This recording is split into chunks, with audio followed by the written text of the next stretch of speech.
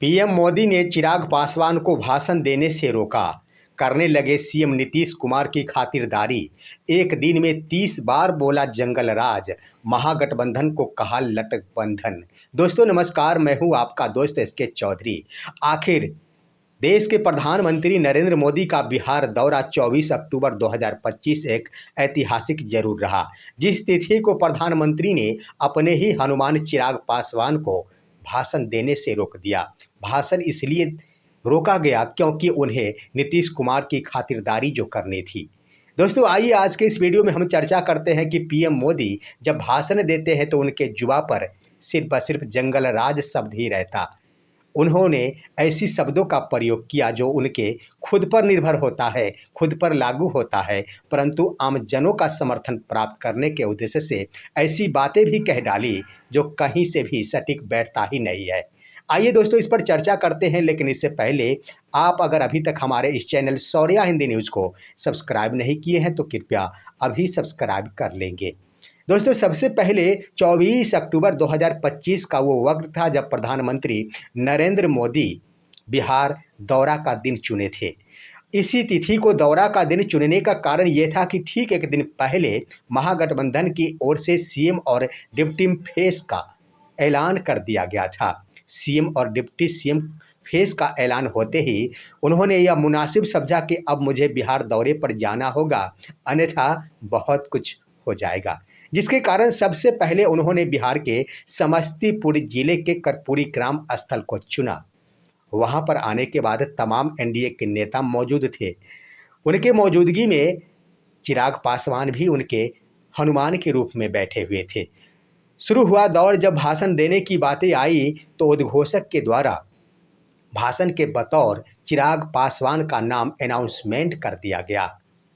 ज्यों ही चिराग पासवान का नाम बोला गया भाषण के लिए, प्रधानमंत्री नरेंद्र मोदी ने तुरंत ही अनाउंसर को कहा कि चुप रहे, नीतीश कुमार को बोलने के लिए अनाउंसमेंट करे। दोस्तों इसके बाद तुरंत ही उद्घोषक के द्वारा यह सॉरी कहते हुए कहा गया कि सॉरी, चिराग पासवान नहीं, नीतीश कुमार माननीय मुख्यमंत्री आए और अपना अभिभाषण दे। लोग इंतजार कर रहे थे कि सीएम होने के नाते इन्हें प्राथमिकता के तौर पर बोलने की छूट प्रधानमंत्री नरेंद्र मोदी के स्तर से दी गई है। लेकिन आखिर नीतीश कुमार 10 मिनट तक भाषण दिए और उन्होंने अपना भाषण को समाप्त कर दिया। उसके बाद लोग इंतजार कर रहे थे कि उनके हनुमान आएंगे, उनके हनुमान को बुलाया जाएगा।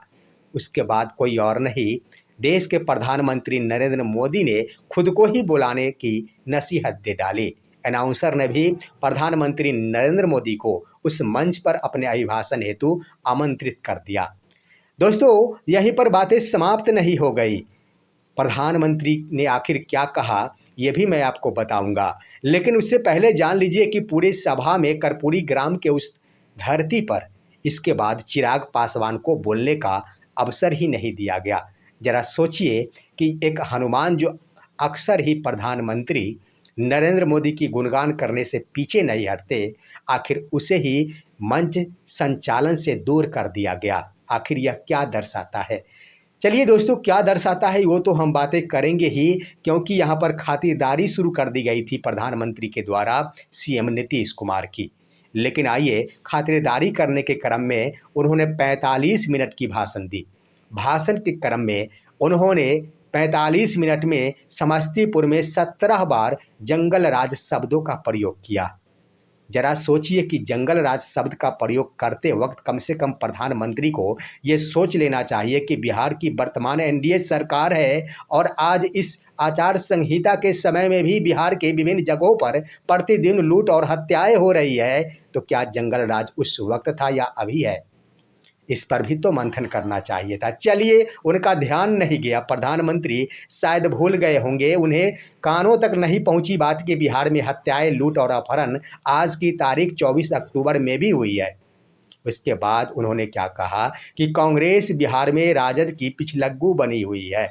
जरा सोचिए दोस्तों कि इतनी बड़ी पार्टी बीजेपी जो नीतीश कुमार की पिछलग्गू बनी हुई है, उस पर प्रधानमंत्री की नज़र नहीं गई। जरा सोचिए कि वर्ष 2020 में 43 सीटों के उपरांत नीतीश कुमार तीसरे नंबर की पार्टी के तौर पर आए थे, लेकिन आखिर बीजेपी लगभग 75 सीट प्राप्त करने के बाद भी सीएम को नीतीश कुमार के रूप में प्रस्तुत किए। आखिर यह पिछलग्गू नहीं होना तो इसे क्या कहा जा सकता? अगर उतना ही पिछलग्गू नहीं होने की बात, तो आखिर बीजेपी उस वर्ष अपनी सरकार अपने बीजेपी नेता को सीएम की कुर्सी पर क्यों नहीं बिठाई? और जब बातें कहने की आई तो कांग्रेस को कहती है कांग्रेस आरजेडी की पिछलग्गू है। इतना ही नहीं दोस्तों, वहां पर प्रधानमंत्री के द्वारा अलग ही नज़ारा पेश किया गया। प्रधानमंत्री नरेंद्र मोदी ने तमाम युवाओं को कहा अपना अपना मोबाइल बाहर निकाले। बाहर निकालने के बाद उन्होंने कहा कि अपने मोबाइल का फ्लैश जला ले। फ्लैश जलाने के बाद उन्होंने कहा कि जब मोबाइल की फ्लैश से ही सारे जगह रोशनी है तो क्या आपको लालटेन की क्यों ज़रूरत पड़ेगी?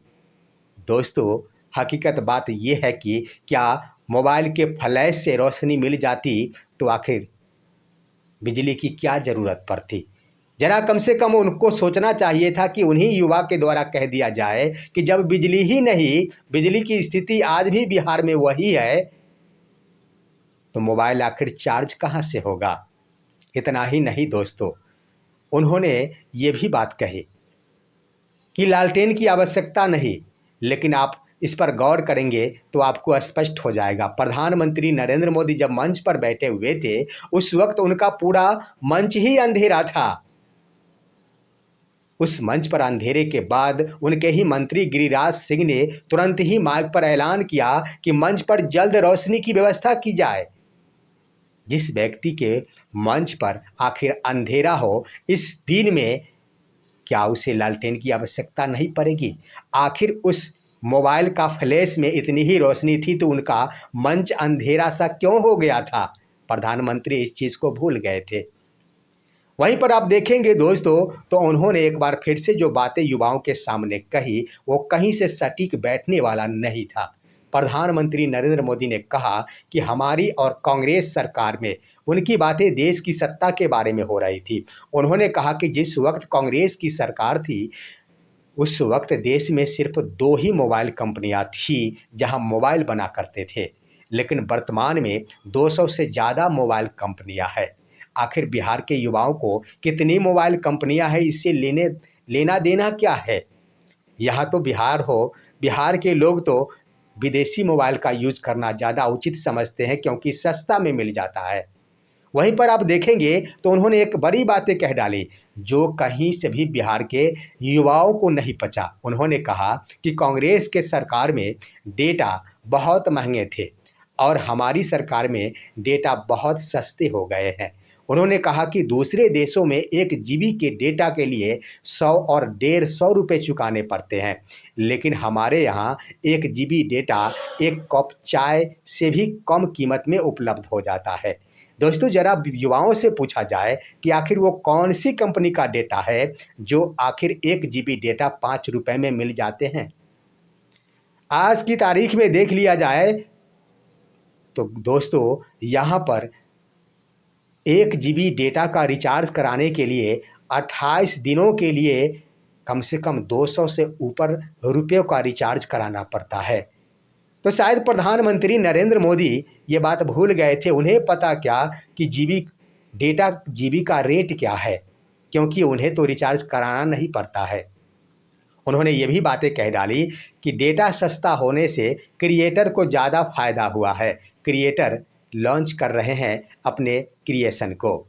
उनका सीधा सीधा कहना था कि क्रिएटर जो आज की तारीख में सोशल मीडिया पर काम कर रहे हैं, उन्हें भारत सरकार से यह छूट मुहैया कराई गई है, सुविधा प्रदान की गई है।